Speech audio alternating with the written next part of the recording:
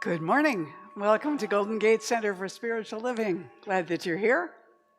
I'm Reverend Mary Murray Shelton. I'm the community spiritual leader here. And for those of you online, thank you for being here with us this morning also. We're glad that you could join us. This is the time at the beginning of the service where we welcome each other. So I'm going to invite you all now to stand up, walk around, say good morning, and introduce yourself to anybody you don't know. Welcome people back you haven't seen in a while. Notice who's coming through the door. Make sure they get welcomed also. Those of you at home, take a moment and welcome yourself. Give yourselves a hug, have another cup of tea. Know that in just a moment, we'll be right back to sing the opening song together.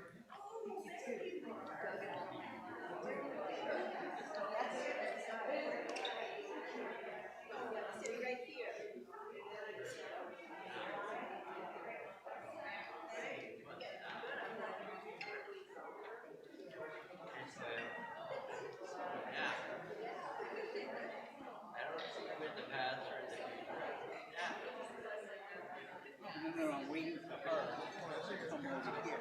I haven't given it. Yes, you lent it to me.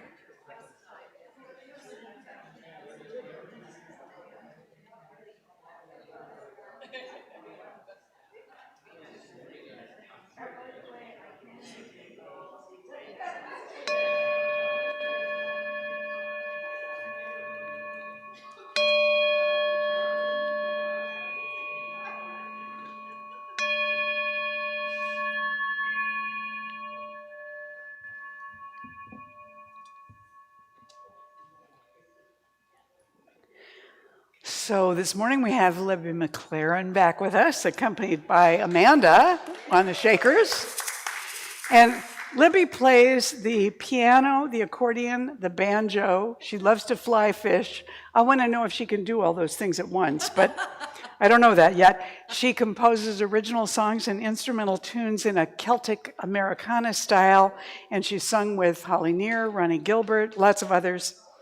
And this morning, we are going to stand up and sing. And if you just imagine in your mind that you're also singing, not only with us, but also with Willie Nelson and Louis Armstrong, you'll get this just fine. Please stand and join us.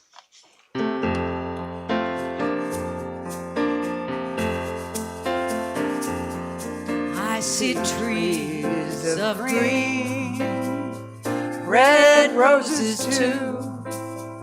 I see them bloom for me and you. And I think to myself, what a wonderful world. I see skies of blue, clouds of white. You sound beautiful today. The bright, blessed day, the dark, sacred night. And I think to myself, what a wonderful world.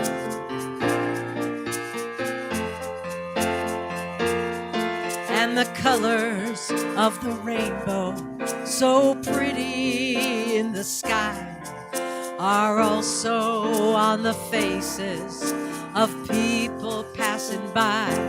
I see friends shaking hands, saying, how do you do? They're really saying, I love you.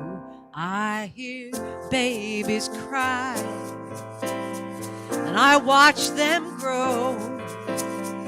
They'll learn so much more than I'll ever know. And I think to myself, what a wonderful world. Oh, yes, I think to myself, what a wonderful world.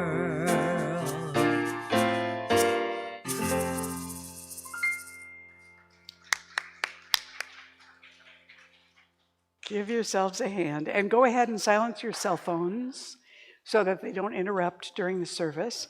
We've sung and said hello to each other, and now we're going to sing, not out loud. We're going to sing in our souls as we attune to each other. So this morning's prayer practitioner, Karen Frost, is going to come up now and pray us in.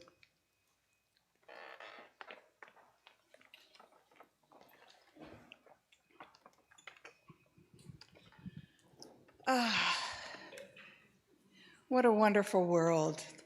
Let's all just relax into our chairs, take a deep breath in, and release, and breathe that breath, knowing that as you take that breath in, you are taking in that essence of light, love, presence, that being that is in, through, and around all of us at all times. That love of this wonderful world comes into us, fills your lungs, and then as you exhale, that beautiful love takes away everything that needs to be released. That being, that presence, that is the wonder of all. I am a part of that wonder. I am a perfect manifestation of that, as is everyone who hears my voice. In every way we are right here, right now, we are perfect manifestations of that being, of that connection. And what we're doing right now is calling our hearts, our souls, our minds to beat as one, to beat together, to unify and make a web of love in this community room right here, right now, in the internet as we see each other. Every place that we see each other, that love, that light, that being, our heart, our mind, our soul connection is strengthened, is enhanced, is deeper, because we are here right now for this service to hear Reverend Mary's loving words, to hear Libby's loving voice. I know that we are all deeper connected to that being, and we will hear, feel, touch, enlightened by this beautiful, wonderful service, because we have taken this moment to inhale in and exhale out, and know that our connection to that love, that light, that being is perfect. And I release my words knowing that it is so, and so it is.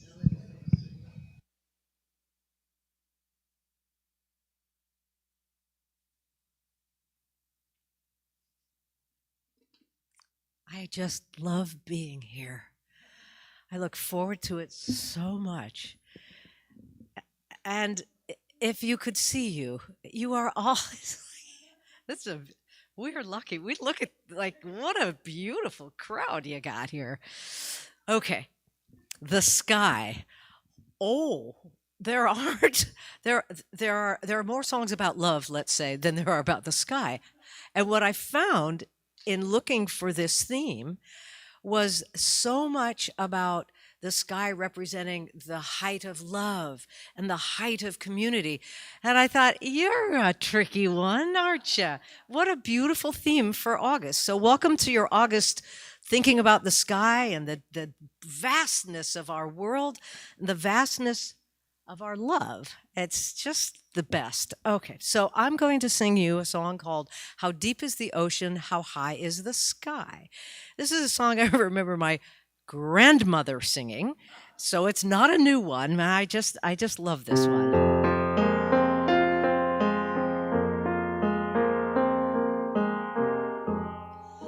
How much do I love you? I'll tell you no lie. How deep is the ocean, and how high is the sky? How many times in a day do I think of you? How many roses are sprinkled with dew? And how far would I travel just to be where you are? How far is that journey from here to a star. And if I ever lost you, how much would I cry? How deep is the ocean? How high is the sky? And if I ever lost you, how much would I cry? How deep is the ocean, and how high is the sky? How high is the sky?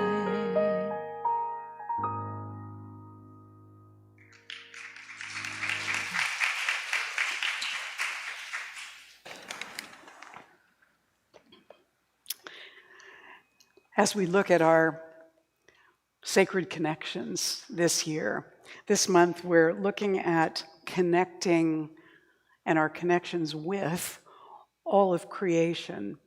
You know, we talk about the presence, the mystery, the infinite God, whatever name you want to call that, vast beingness out of which everything comes. And we do because we live in time and space, have a tendency to think of ourselves and God like, I'm here, God's there, everywhere. And we forget that everywhere is also us and in us. We're not an exception to that. We're part of the whole thing. So when we're connecting to creation, we are connecting to it in two ways. As individuals connecting to creation, but also recognizing that creation, as we look around at it, that's us.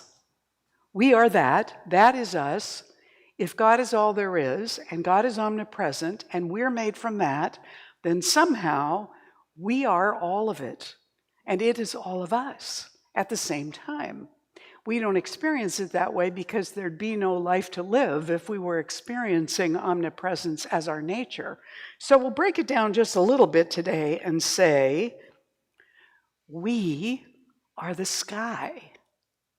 Now, I got this from actually a quote from Pema Chödrön, who was I think now, at her age, is a retired abbess of one of the Buddhist monasteries in Canada, I believe in Ontario, but I could be wrong.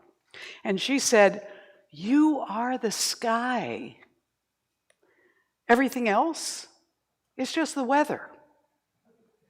And I think that it's important for us to recognize that the life that we experience is the weather, that we hold all of it. So if you could imagine yourself as the sky, you begin to recognize you're actually imagining yourself as all of space. And that presence of sky is the environment that holds everything we know, the planets, the stars, the asteroids, and everything else that floats around out there. Everything else that's energetically there. We are holding it. It's kind of a metaphor for our own lives, that every emotion we experience, every life experience, every relationship we have, all of it is the weather happening within this presence that experiences and observes all of it. And that is us. Perhaps if we have that metaphorical awareness of holding it all within us, of experiencing it all within us, we begin to recognize that it changes. We don't. The wholeness that is the infinite is ever present and complete, full, abundant. It may be manifesting new forms and new expressions and new experiences, and we may be doing that too. But the essence doesn't change. It stays consistent. It stays the same. If we are aware, if we look up into space, we notice all sorts of different things, which reminded me of this. Sherlock Holmes and Dr. Watson. They went camping together to continue a search for clues in the countryside for a particular case they were working on, a very difficult case. After a long day and a good dinner and a bottle of wine, they retired to the night and went to sleep. And some hours later, Holmes nudged Watson, and he said, "Watson, look up at the sky and tell me what you see." And so Watson was sort of used to this odd questioning in the middle of the night, kind of blinked his eyes, and he looked up and he said, "I see millions and millions of stars." "And what do you deduce from that?" Holmes said. So cooperatively, Watson pondered for a moment, trying to shake off sleep and observe the sky, and he said, "Well, Holmes, astronomically, it tells me there are millions of galaxies and potentially billions of planets. Astrologically, I observe that Saturn is in Leo. Orologically, I deduce that the time is approximately 3:15. Meteorologically, I suspect we will have a beautiful day tomorrow. And theologically, I can see that God is all-powerful and that we are a small and insignificant part of the universe." What does it tell you, Holmes? "Oh, Watson, you idiot," Holmes replied. "Someone has stolen our tent."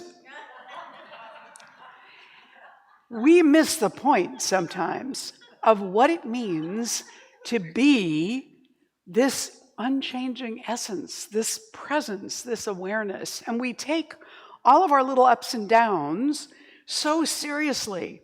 Our joys become all-consuming. Our suffering becomes maximal.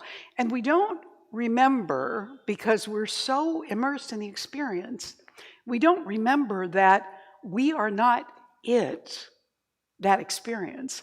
We're something that holds that experience, something much larger than the experience or how we label it or what judgment we put on it. We're something more, something that can observe the experience. So even when we're in the midst of it, even then, there's a part of us that can observe us going through the experience. I've mentioned before, Ram Dass told a story once about, he said, at that particular point in my life when this was happening, each year I took on a particular thing to examine and think about and dwell with. And this year I was taking on, I can't remember what he said exactly, something like adolescent angst. And he said I was sitting in the bathtub and I was weeping with jealous rage. Just experiencing it, just feeling it, just weeping with jealous rage, when a part of my mind, a little voice, suddenly said, "Far out, jealous rage." He said, I was weeping and I was enraged, but there was a part of me that was able to observe it and just comment on it. Like, not bad, not good, just, wow, look at that, jealous rage. And I like that story because it reminds me that there is always a part of us that is available to observe. And that part is not lost in the experience. It is the space that holds the experience. And we always have access to it, although we don't always gravitate toward looking from that perspective. Are you with me here? Do you know what I mean? Yes? Sometimes with little children, when they're going at it and ranting and raving or raging or throwing a tantrum, and we think, over a Lego. Like, really? I watch our two cats. Our cats, in the past few weeks, have each had quite extensive dental work. One of the things they do with you when your cat has had extensive dental work is they give you painkillers and stuff like that to give them afterwards. Not antibiotics, just painkillers. And so you get the joy of sticking that syringe in the cat's mouth and squeezing that nasty tasting stuff in there. Now, after the first time, the cat knows what's coming when they get picked up just that particular way. and you come over there with your particular syringe. I mean, it took 2 of us, and still, one day was all we managed. It was supposed to be 4 days and then something else, and no. So it's like, okay, well, if there's no way for you to let me do this, you're going to be uncomfortable. So now it's one or the other. The one who has had the dental work is trying to follow the other one around. The other one says, you look funny, you seem funny, you smell funny, I'm going to growl at you instead of interacting with you, even though you're my sister and I've spent my entire life with you. Suddenly you're a monster.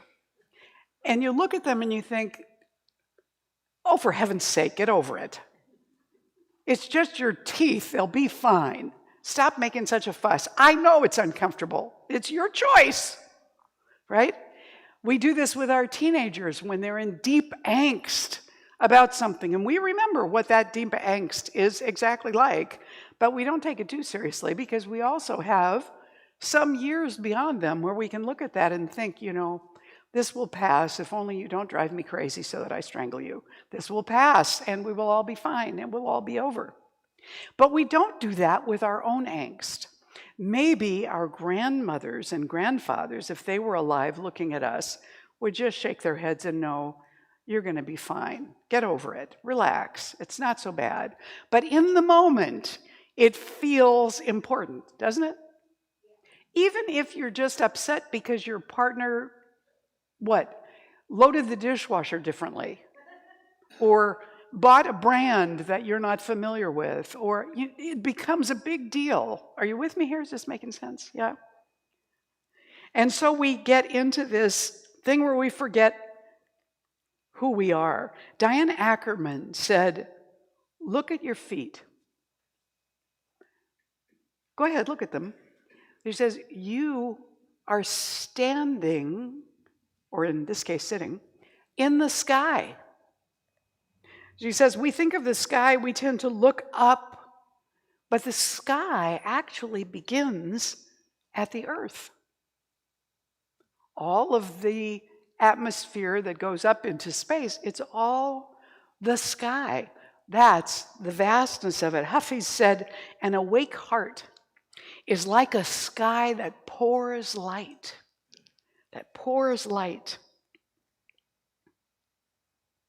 And Mishi McCoy wrote in The Lovely Knowing, remember that you too are a star, a supernova. You emit a magnificent intensity of your own. Not only can you look up, you can look within and be astonished at the glory and splendor of your own being. Let it shine. So we are all of it. As I'm looking this month at connecting with creation, we are all of it. We are the earth, we are the sky, we are the creatures. We are looking at ourselves as we're looking out. We're experiencing all of it as if we were separate from it, but we're not at all.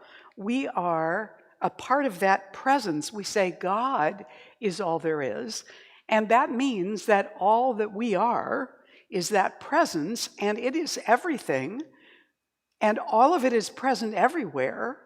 So all of that is part of us, or is in us, or we are that. It's all the same. Martin Luther King said, only in the darkness can you see the stars. And for the most part, that's true. But they're still out there in the middle of the day. Those stars are still shining. We just can't see them because our star is making so much light at this particular turning of Earth that we're there in that light. We can't see what's up there, but it's there. It's shining just the same. It's just like when it's rainy, when it's storming, when it's foggy, or it's hailing or snowing, and there are clouds, we forget. The sun is still there. That star is still shining. It's just above the clouds, and we don't find that out unless we're flying somewhere and we get up above the weather of our own emotions. Sometimes we need to get up above the weather in order to recognize that this light, that's our beingness always. Now, I recognize too that space is really darkness. The individual stars, including our sun, they shed some light on the planets nearest to them, but primarily it's dark. And that's the nature of it. It's revealing in its darkness. Paul Coelho said, don't forget, beautiful sunsets need clouds. We don't get the gorgeous color without there being particles in the air or clouds in the sky or something going on that changes that light so that we experience that kind of beauty. And so when we think about God being all there is, that includes everything, every creature, every being, everything, and each one contains all of it. So really, when you look into the eyes of your dog or your cat or your bird or your whatever, even you can even make eye contact with fish occasionally. I used to have a puffer fish in my office in an aquarium in Huntington Beach, and I swore that fish was conscious. I mean, like not just awake, but actually connecting. I've heard that about pufferfish before. So everything we encounter is reflecting us back to us, and we're reflecting it back to itself. That I used to experience that with my dog, more so than the cats. That there was somebody in there looking at me, connecting with me, trying to understand me sometimes. That we are connected, we are one. That can give us so much more peacefulness and calm and possibilities. Possibilities to move through issues ourselves that feel maximal, to be able to step back and get a broader view. It allows us to see each other with a different perspective when we step back. If we ask the question, which I bring up a lot in Science of Mind, how could I see this differently? How could I possibly look at this from a different point of view? How could I look at this experience or this individual or myself from a different point of view without the overlay of this particular upset? Then I might discover something more. I might find a way forward. I might discover, oh, I see what that was all about. I never realized that. Eleonora Duse, who was a famous stage actress from Italy, who was absolutely brilliant, she said once, if the sight of blue skies fills you with joy, if a blade of grass springing up in the fields has the power to move you, if simple things of nature have a message that you understand, rejoice, for your soul is alive. This is the thing. We're invited into a place where we feel the aliveness of our own souls. And it could just be looking at a dandelion that's gone to seed and seeing all those seeds, all of them potential plants, or looking at a dandelion that has just bloomed and knowing that it's going to become all of those seeds, and they're going to float off and create a million different dandelions for some gardener to anguish over somewhere else. Our founder, Ernest Holmes, said it to us this way: there is a peace at the center of your being. Now, if you recognize that your being is holding all of this, then where is the center? It's everywhere. There is a peace at the center. Everywhere. It's available already. It's not like we have to create it or get to it or become something else. It's more a matter of opening into it, of actually being curious about it and looking for it. Where is that place? Close your eyes for a moment And I want you to first imagine that you are the sky holding all of the planets and asteroids and stars for millions of light years. You're holding it all and you're knowing everything within it. And it is peaceful.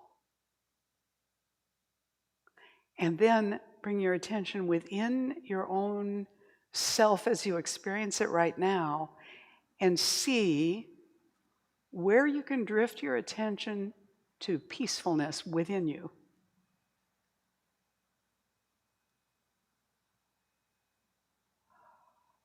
And just hang with that for a moment. All right, you can open your eyes. We're in this invitation to have a twofold thing going on.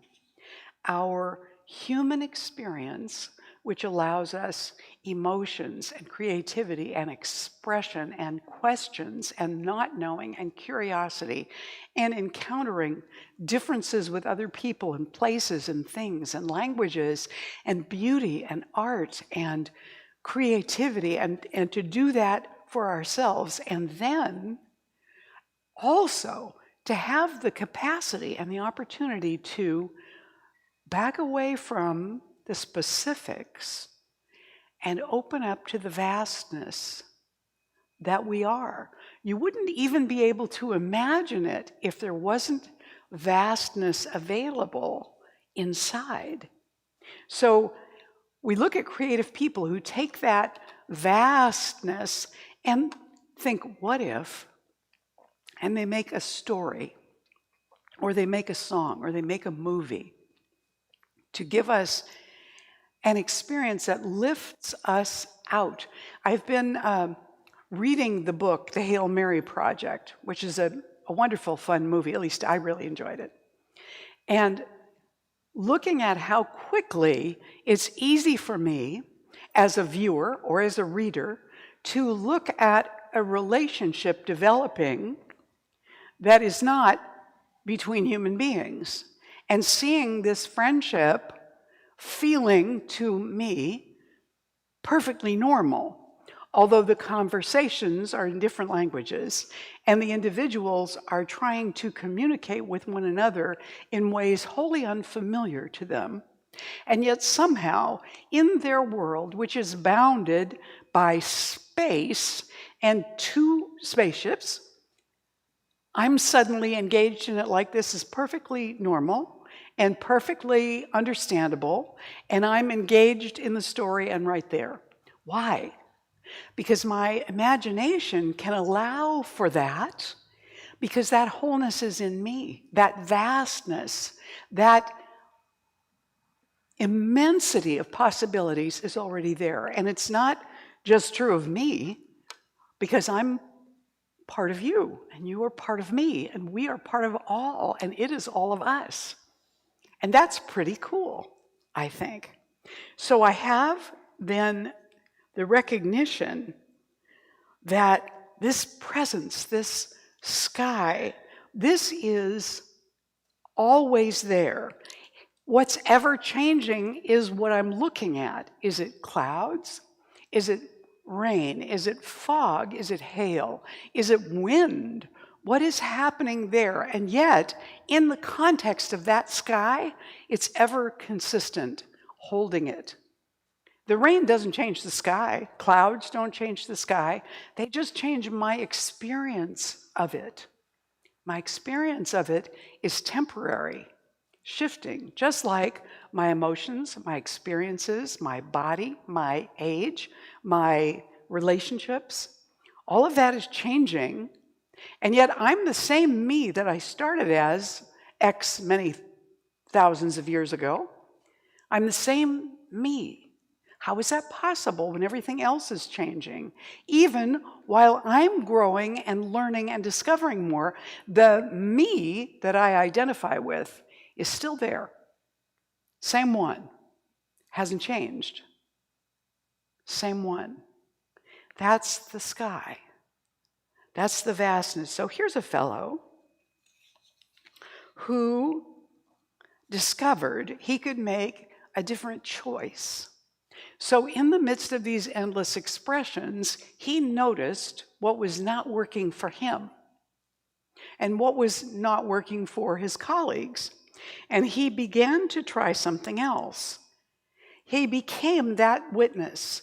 And there is always within us the eternally present witness, the me that is the same, whatever I might be experiencing in the moment, which will pass and change. And this sky is embracing everything that is, whether it's darkness or light, whether I like it or I don't, whether it's good or bad in my estimation. My witness is holding it. And I, whatever this I is that wants to make judgments, is still within the observer, the part of me that doesn't change. So this fellow decided he had a choice. Here's how the story begins. I was waiting in line for a ride at the airport. And when the cab pulled up, the first thing I noticed was that this taxi was polished to a bright shine, smartly dressed in a white shirt, black tie, and freshly pressed black slacks.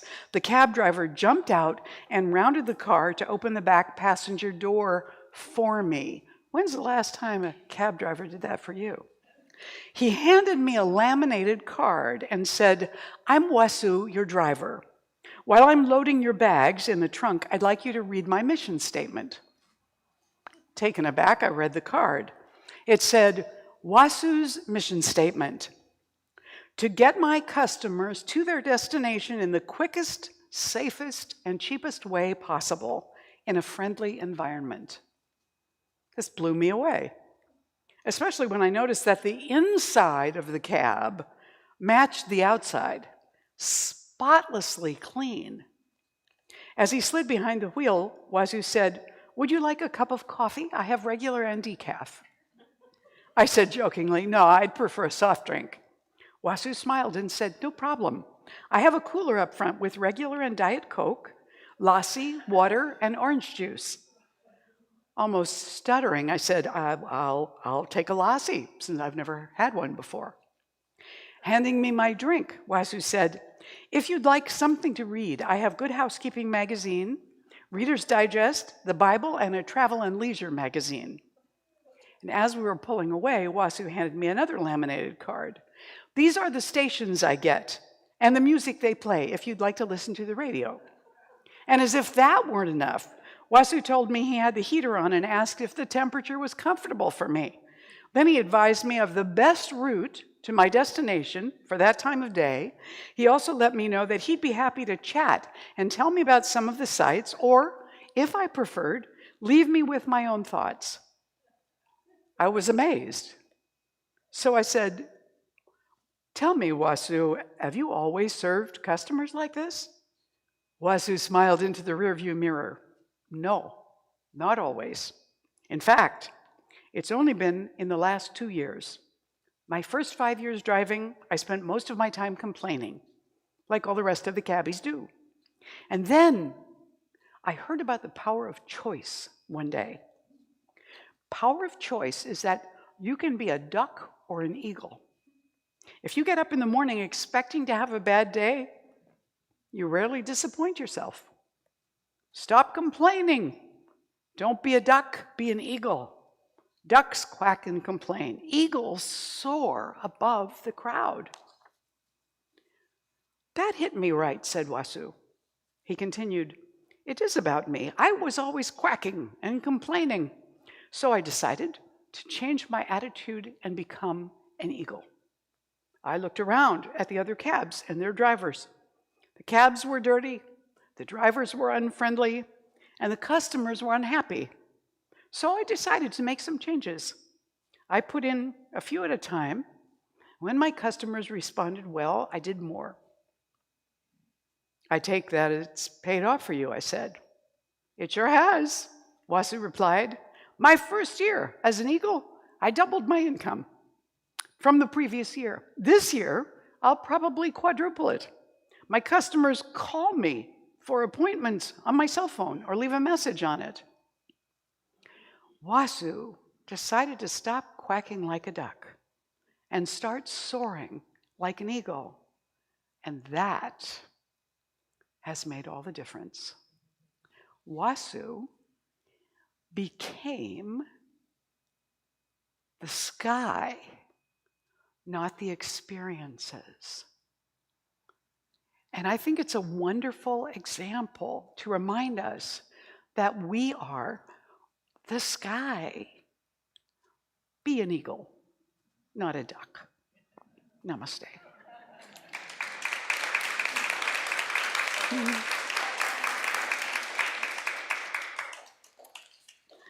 All right, let's now take a moment to anchor that inside us.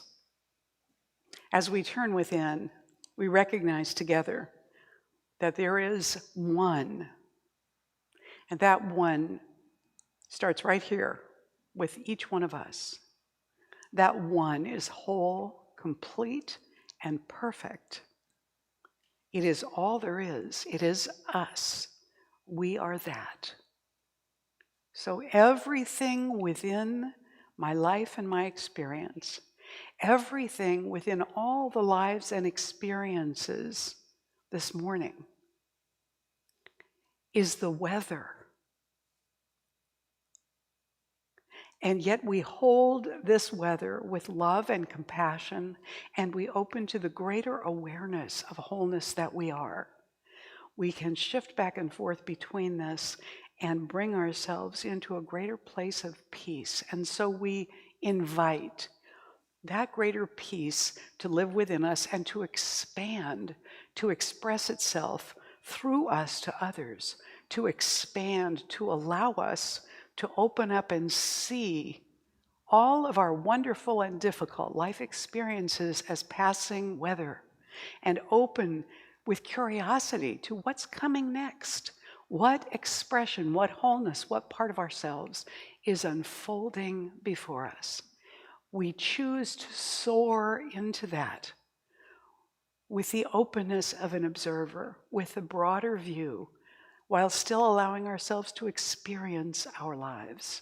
And this balance brings us contentment, satisfaction, love, peace. And we claim all of it with gratitude for the immense generosity that allows us all of this. We let this prayer go into the creative law of mind and spirit, which is also us.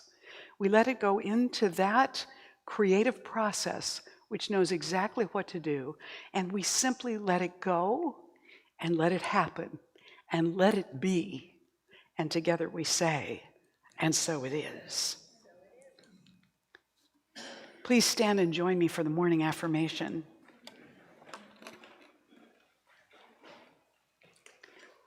The sky gifts me with stars and clouds, wind, rain, snow, and fog. Without the sky, just as it is, there would be no life on earth. I am directly nurtured by this sky. Today, I take time to notice and observe it with gratitude and wonder, and so it is. You may be seated. Ushers, would you please come forward as we move into our sacred giving time? For those of you online with us, if you'd like to make a donation, we would love that. And you can do that very easily by texting whatever dollar amount you choose to give to the number on the screen. And I know this is a time of going into the midterms where everybody and their uncle is emailing or texting you asking for donations. But we do it differently. We ask you every single week. And so we invite you to consider it once again, because it would certainly bless us and you. And we're also going to bless all of the offerings that are given here in this room today. And recognize, too, that your very presence is a part of the gift. So as we bless these offerings, we're blessing ourselves as well. And I invite you to take your gift, to hold it over your heart, or just to place your hands over your heart as we do this offering blessing together. And so we say, this gift I give is God in action. I now send it forth to bless and to prosper. I know that everywhere it goes, it is creating a world living in love, one heart and one thought at a time. And so it is. Please go ahead. Could our hearts be any more full after what we get to hear? It's really spectacular. So sometimes I struggle with, so how do I get my thoughts up there again? I get confused sometimes. And then this song comes to mind, Cast Your Fate to the Wind. Ha! So I use a little helper called the wind when I'm trying to get from stuck here to way up there.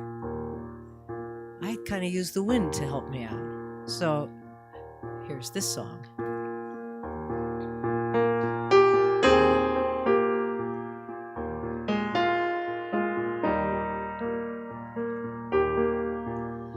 A month of nights, a year of days, October drifting into May. I set my sail, the tide comes in, and I cast my fate to the wind.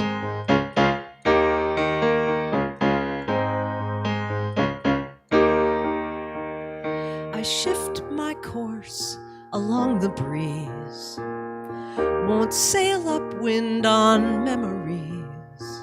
The empty sky is my best friend, and I just cast my fate to the wind.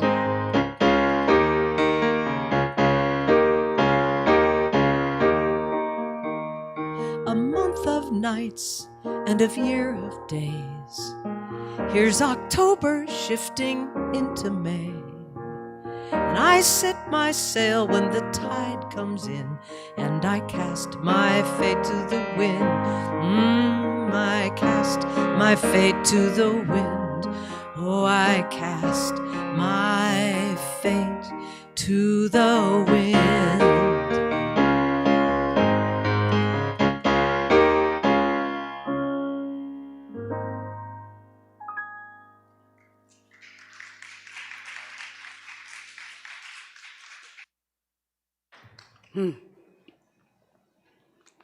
So all of us here together accept this offering on behalf of Golden Gate, and we send it out into the world to support that expansion of awareness everywhere that it goes, whether those receiving it know that's happening or not. Kind of like a love gorilla out in the world. It passes on this lifted awareness, and so it is.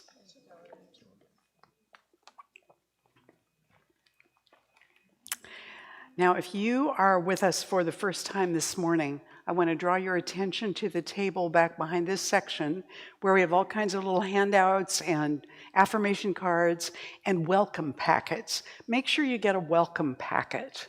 And inside, there's a blue card. Fill that out and give it to Galen, who's waving these things around back there now. And she's going to give you a little booklet, which is our gift to you, our thank you for coming today, and also an invitation to come back and be with us again in the future. We'd be delighted to welcome you. Also, I want to thank everybody who set up and did all of these things to get us going today so beautifully.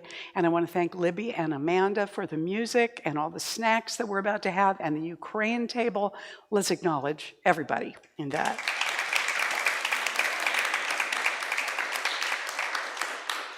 And we are at the beginning of a new month, so if your birthday is in August, would you please stand?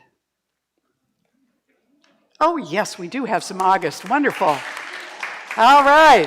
Happy birthday to you. Happy birthday to you. Happy birthday, dear August. Happy birthday to you. Yay. Also, today is our Ukraine Partnership Sunday. So the Ukraine table is set up over here. You can go over and talk to Deborah after the service and find out what's going on. You can buy a pen with a little flower attached to it. That helps support the development of the curriculum that Dr. Barbara Leger's Ministry of Education in Ukraine is doing for creating curriculum, for distributing curriculum. They have become a part of the education system in Ukraine. And these teachings of how to cultivate inner peace have been taught now in a number of years to the children through their teachers, and the kids take this back to their families. They're having some of their classes in bomb shelters, and they're getting this kind of support.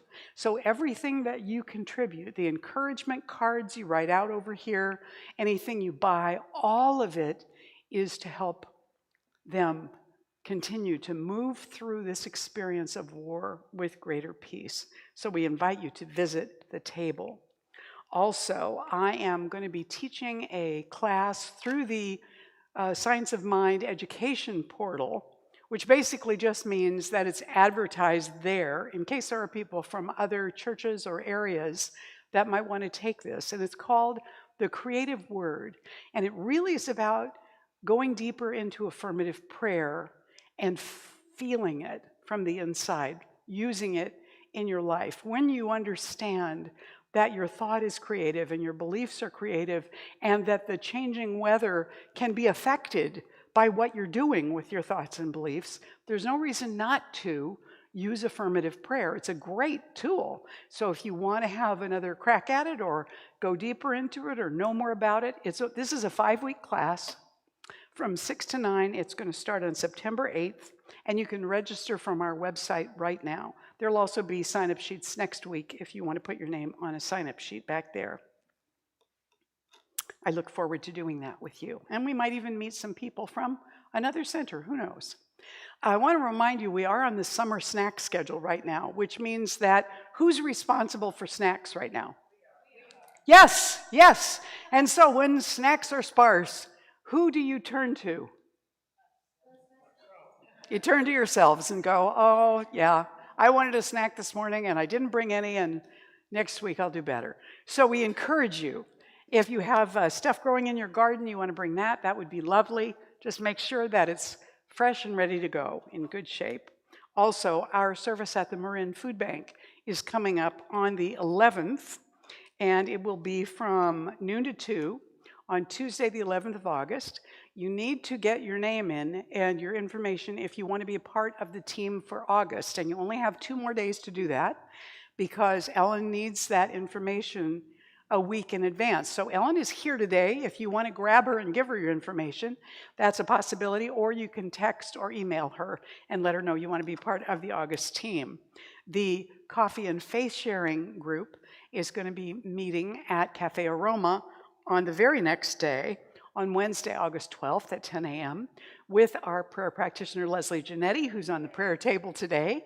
And the only cost is what it costs to buy your coffee. And you can join in that conversation. Everybody's welcome.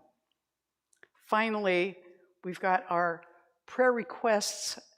The prayer box is available on the table over here, and you can also get prayer. Leslie's on duty today. She will take you backstage to a more private place to have a private personal prayer. And I put a request in the box this morning because I have family and some friends in Spokane, Washington, which is the northern part of it is being evacuated because of the fires. And we know that there are fires, oh golly, all over our country, all over Europe, all over Canada. And so God bless those firefighters who are going from everywhere to go and help. So we want to hold all of them in our hearts. I know that part of my family got evacuated up there. I haven't heard back from my friends yet. We have one friend who's not in any danger there. So, you know, it's personal when you know people. And it's particularly personal if you've had the experience of being evacuated. You really feel for them and feel great appreciation for those firefighters who are doing an amazing job, risking their lives to help everybody, including the animals. And so we just really hold them in our hearts. And as we pray out this morning, we're going to also do that. So I'd like to invite the practitioners to surround the room. And as we pray out today, we're going to hold in our hearts all those affected by fires, meaning people, animals, plants, crops, and the firefighters, and the earth itself. So whatever it is that we want to soothe in our own hearts, that we want to extinguish any heat of anger or condemnation or fear or jealousy or resentment or whatever it is, we want to contribute to the extinguishing of the fires by extinguishing some of the inner fire. You with me here? Yeah? All right, so just open your hearts to that, and we're going to do a chamber of prayer around you, praying for an uplift of refreshment and peace and an extinguishing of those fires, inner and outer. In this moment.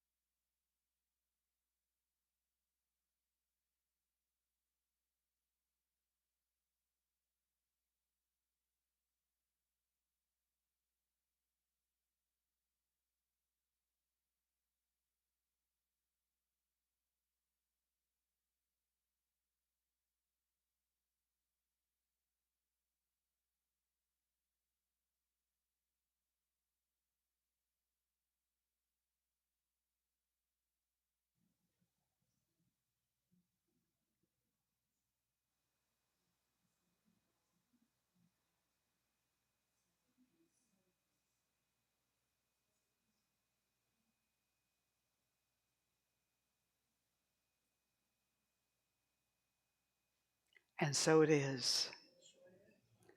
Please stand and join us for the closing blessing and song. You can take hands if you like. That's not required.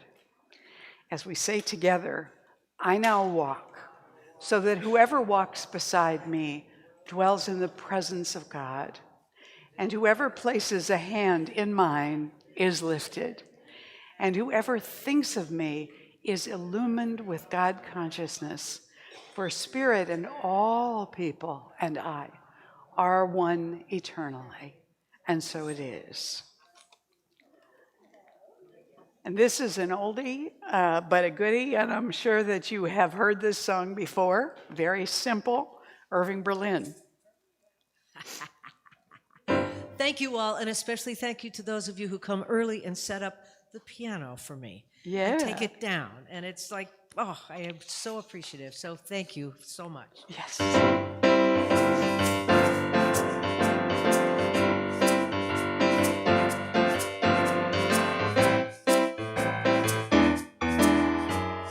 Blue skies smiling at me,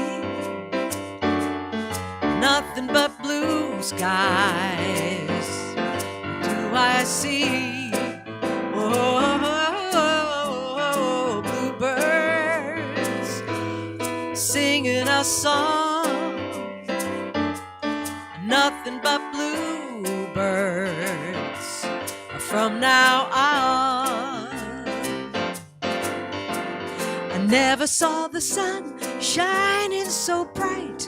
I never saw things going so right. I'm noticing the days hurrying by. 'Cause when you're in love, my, how they fly. Oh, blue days, all of them gone. Nothing but blue skies from now on. Nothing but blue skies from now on. Happy Sunday, everybody.